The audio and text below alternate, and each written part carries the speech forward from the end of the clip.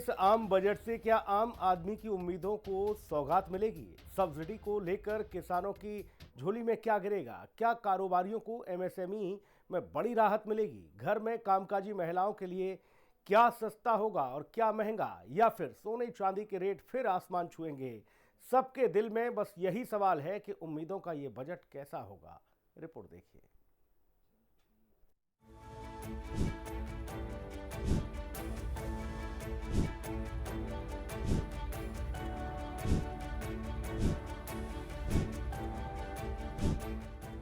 आम बजट सिर्फ आंकड़ों का खेल नहीं बल्कि आम आदमी की उम्मीदों का हिसाब किताब भी होता है। इसलिए यूपी के जिला अलीगढ़ के किसान, गृहिणी और कारोबारी दिल में ढेर सारी उम्मीदें रखकर केंद्र सरकार की ओर देख रहे हैं। आगे भी हम लोग यही चाहते हैं कि इस तरह की जो व्यवस्थाएं हैं, जैसे फसल बीमा योजना थी, किसान सम्मान निधि थी, इसी तरह की कुछ और योजनाएं जो उनकी चल रही हैं उसमें और छूट बढ़ाई जाए, जिससे रासायनिक खाद वगैरह हैं उनको हम प्रॉपर मात्रा में खरीद पाएँ और उन पर कुछ छूट और मिले। दूसरा, फसल जो हमारी फसलें हैं उन पर एमएसपी बढ़ाया जाए, जिसकी वजह से जो है अगर एमएसपी बढ़ेगा तो हमारी लागत थोड़ी कम आएगी और लागत कम आएगी तो किसान जो है समृद्ध होगा, खुशहाल होगा। अब सुलभता की बात करें तो जैसे हम किसान भाइयों को किसान सम्मान निधि मिलती है तो उसमें कुछ इजाफा किया जाए। साथ ही जो खाद और बीज की बढ़ती हुई कीमतें हैं उन पर लगाम लगाई जाए। इसके साथ ही कृषि क्षेत्र में यूज़ होने वाले जो डीजल पेट्रोल की कीमतें हैं इन पर भी कुछ इसके लिए अलग से प्रबंध किया जाए, जिससे कि हम किसान भाई अपनी लागत को कम कर सकें। मोदी सरकार से, केंद्र सरकार से हमें इतनी उम्मीद है।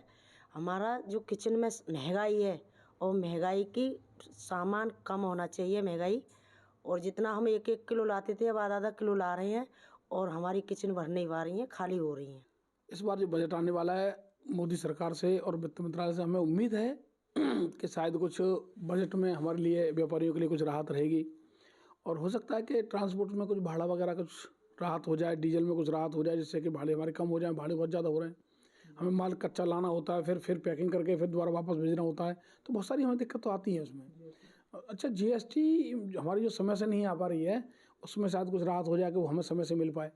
उम्मीद है हमें कि शायद इस बार कुछ होगा, अच्छा होगा। तो यहाँ अलीगढ़ में 83 से ज़्यादा एफपीओज हैं, जिसमें एक एफपीओ में लगभग 300 से ज़्यादा किसान जुड़े हुए हैं। तो लगभग यहाँ 24 से 25 हज़ार किसान एफपीओ से जुड़े हुए हैं जो केवल मोटे अनाज की खेती करते हैं और ऑर्गेनिक खेती करते हैं। उसमें हम ये चाहते हैं सरकार से कि कोई ऐसी व्यवस्था हो, यहाँ पर एक आउटलेट खुले या एक वेयर हाउस बन जाए जिसमें वो अपने मोटे अनाज को वहाँ पे एक जगह एकत्रित करें, जिससे कि उनको सही रेट मिल पाए। जब लोगों की आवश्यकता हो तब वो अपने उसको मोटे अनाज को बेचें। उधर बाजार में सोने और चांदी की कीमतों में भारी उठापटक के बीच कानपुर के कारोबारी और खरीदार इस आम बजट से खास उम्मीदें लगा रहे हैं। ज्वेलरी एक्सपर्ट की राय है कि कुछ दिनों तक चांदी से दूरी बनाए रखें। अब सामान्य रूप से एक दिन में सोने के अंदर 8 से 10 हजार रुपए की चाल और चांदी में 25-40 हजार की चाल आ रही, जो बहुत ही कष्टकारी है और निवेशकों को भी सावधान रहना चाहिए। ऐसा क्यों हो रहा है? अमेरिका ने चांदी को और कॉपर को क्रिटिकल मिनरल घोषित कर दिया है, यानी एसेंशियल कमोडिटी कर दी है, और चाइना ने इसको जो है शंघाई एक्सचेंज ने चाइना गवर्नमेंट जो है उसने चांदी में बैन लगाया एक्सपोर्ट में, यानी चांदी चाइना से बाहर जाएगी जिनके पास लाइसेंस होगा। तो कुल मिलाकर दुनिया में एक पेपर ट्रेड होता है जो कल ही सौदा लिया जाता है एक्सचेंज में, वहाँ पे जो शंघाई एक्सचेंज है, स्पॉट एक्सचेंज होते हैं, फ्यूचर एक्सचेंज। इस समय लड़ाई चल रही है, असली चांदी किसके हाथ में है? अमेरिका के पास दुनिया के पेपर ट्रेड है, यानी कॉन्ट्रैक्ट है, मतलब कागजों में सौदे हैं, चांदी फिजिकल कम है, लेकिन चाइना उसको बुरी तरीके से स्टोर कर रहा है और भारत में भी लगातार चांदी की बाइंग हो रही है। इसकी वजह से 40 हजार का प्रीमियम चल रहा है। अब मेरा आपके माध्यम से निवेशकों को कहना यह है कि चांदी थोड़ी दूरी बना के रखना चाहिए। निश्चित बात है कि ऐसा नहीं, चांदी 7 लाख रुपए तक भी जा सकती है, लेकिन अगर कोई चीज़ इतना ज़्यादा बढ़ी है तो 4 लाख की 3 लाख या 2.5 लाख तक भी आ सकती है। तो जिसके अंदर पेशेंस हो 2-3-4 साल का कि 7 लाख का इंतजार कर सके, उसी को चांदी में हाथ डालना चाहिए। देश के आम बजट से पहले यूपी के साथ साथ राजस्थान में भी सोना चांदी की कीमतों में भारी उछाल और गिरावट के बीच सराफा बाजार चमक रहा है, लेकिन एक्सपर्ट बता रहे हैं कि ज्वेलरी खरीदते रहें। देखिए, 2 दिन से गोल्ड का प्राइस अप डाउन बहुत ज्यादा चल रहा है। जैसे कल काफी टूटा, सिल्वर भी काफी टूटी थी, 65,000 रुपए तेजी में मंदी हुई है। तो ये इतिहास में पहली बार हुआ है कि इतनी तेजी मंदी एक दिन के अंदर होना बहुत रेयर केस में ऐसा होता है। और ऐसे में अपने को बहुत सावधानी से इस ट्रेड में व्यापार करने की जरूरत है।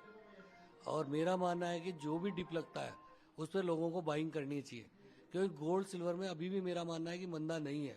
लॉन्ग टर्म में गोल्ड सिल्वर काफ़ी तेज रहने वाले हैं।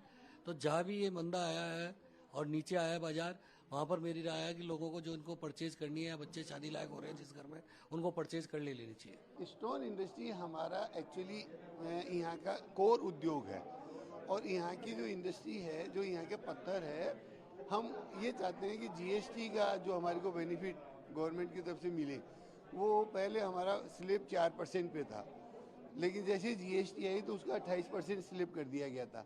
हमने फिर जब उसके ऊपर में हमारी आवाज़ उठाई तो उसको 28 की जगह 18% में लेके आए। चूँकि ग्रेनाइट है, मार्बल आज 20 रुपये, 30 रुपये, 35 रुपये स्क्वायर फीट पे मिल जाता है। उसके अंदर में मार्जिन भी 2 रुपये, 1.5 रुपये, 3 रुपये फुट से ज़्यादा लोगों को मिलता नहीं है। अब उसके अंदर जीएसटी का 18% का जो भार है वो हमारे बहुत ज़्यादा है। तो हम गवर्नमेंट ऑफ राजस्थान से भी प्रयास कर रहे हैं, गवर्नमेंट ऑफ इंडिया से भी प्रयास कर रहे हैं कि उसको 5% के स्लैब में लाया जाए, ताकि ये स्टोन इंडस्ट्री का पूरा बेनिफिट देश को मिले। एमएसएमई सेक्टर के बारे में 2-3 विषय हैं जिनकी हम अपेक्षा करते हैं कि इस बजट में पूरे होंगे। एक है कि नरेंद्र मोदी जी के प्रयास से एमएसएमई का जो पेमेंट है वो 45 डेज में आना चाहिए, ऐसी व्यवस्था उन्होंने की है। पहले से भी उसमें एमएसएमई एक्ट में भी इसका वर्णन था और इसके अलावा ये इनकम टैक्स में भी अनिवार्यता हो गई थी, लेकिन ये पीएसयूज़ के लिए अनिवार्यता नहीं है, पब्लिक सेक्टर अंडरटेकिंग्स के लिए। उसके कारण से बहुत से एमएसएमईज़ की सप्लाई पब्लिक सेक्टर अंडरटेकिंग्स में होती है और वहाँ बहुत बड़ी मात्रा में वर्किंग कैपिटल अटक जाती है।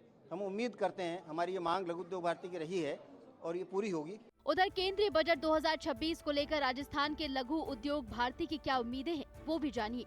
इस आम बजट को लेकर उदयपुर वासियों की क्या उम्मीदें हैं, अब वो भी सुनिए। हम ये पूरी उम्मीद रखते हैं कि अभी भारत सरकार ने जीएसटी हमारे जो बिजनेस है उसके ऊपर कम किया है, उसका हम बहुत बहुत स्वागत करते हैं। परंतु इसमें जो कॉस्मेटिक काफ़ी महंगा हो गया है और उसका रिएम्बर्स हमें नहीं मिलता है। हम गवर्नमेंट से, वित्त मंत्री जी से अपील करना चाहते हैं कि वो जो कॉस्मेटिक खरीद के ऊपर रिएम्बर्स मिले, वो छूट हमें मिलनी चाहिए। उसके अलावा जो बुनियादी हमारी आवश्यकताएं हैं, पानी, बिजली और काफ़ी, उन चीज़ों को भी सस्ता हो जाए तो शायद हमारी आम जनता को और हमारी ब्यूटी इंडस्ट्री को बहुत लाभ मिलेगा। और हमारे जो ब्यूटी उद्योग के लोग हैं, हम चाहते हैं कि हमारा स्वास्थ्य का जो इंश्योरेंस है, जो हमें जो हमारे बुज़ुर्ग होते हैं वो दिन भर खड़े रहते काम करते हैं, तो उस वृद्धावस्था में उनका भरण पोषण के लिए कोई साधन नहीं होता है। लगभग 25 लाख लोग इस व्यवसाय से जुड़े हुए हैं और अगर इनडायरेक्ट लोगों को जोड़ाएं तो 1 करोड़ लोग सराफा व्यवसाय से देश भर में ये किन प्रकार जुड़े हुए हैं। सबके ऊपर अभी विषम परिस्थितियां हैं, संकट आ रहा है। केंद्र सरकार इस परिस्थिति में व्यापारियों को राहत प्रदान करे, जो कस्टम है उसमें राहत दे, जीएसटी में राहत दे। हम यही उम्मीद करते हैं ताकि हम सर्वाइव कर सकें। केंद्र सरकार के आने वाले बजट को हम देखते हैं कि पर्यटन के क्षेत्र में भी कुछ नया होना चाहिए। सर्वप्रथम तो जो नई होटल्स के नव निर्माण होते हैं उस पर जो जीएसटी की इनपुट नहीं मिलती है कंस्ट्रक्शन पे, उसकी इनपुट हमें दी जानी चाहिए।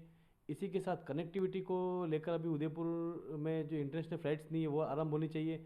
इसी के साथ उदयपुर से दिल्ली वंदे भारत स्लीपर ट्रेन मिले उदयपुर को, और उदयपुर से वाया अहमदाबाद मुंबई होते हुए ट्रेनें प्रारंभ हो, साउथ से कनेक्शन हो, कनेक्टिविटी के रूप से कहीं से देखा जाए। दूसरा, स्किल डेवलपमेंट के लिए भी हम चाहते हैं कि केंद्र सरकार द्वारा ध्यान दिया जा रहा है, इस और विशेष ध्यान दिया जाकर जिला स्तर पर भी इसको विशेष ध्यान देकर स्किल जो है उसको डेवलप करें, क्योंकि पर्यटन के क्षेत्र में रोजगार बहुत है पर उनकी कहीं ना कहीं जो स्किल डेवलपमेंट है वो कहीं ना कहीं फिर भी कमी रखती है, उसको ध्यान रखकर उस पर विशेष ध्यान दिया जाना चाहिए। और शिक्षा और स्वास्थ्य पे फ्री होना चाहिए, सभी शिक्षा और स्वास्थ्य बिल्कुल फ्री हो गए बजट में। और ये जो लॉलीपॉप देते तरह तरह के सब्सिडी हो गया, ये बंद करके शिक्षा और स्वास्थ्य को फ्री करना चाहिए। आगामी बजट से हम उम्मीद करते हैं कि एक तो सबसे पहले डीजल पेट्रोल में भाव में कमी हो। अगर भाव इसका कम होगा तो महंगाई से सस्ताई में परिवर्तित होगी, क्योंकि आज डीजल और आवागमन के साधन से ही माल इधर से उधर होता है तो उससे महंगाई बढ़ जाती है।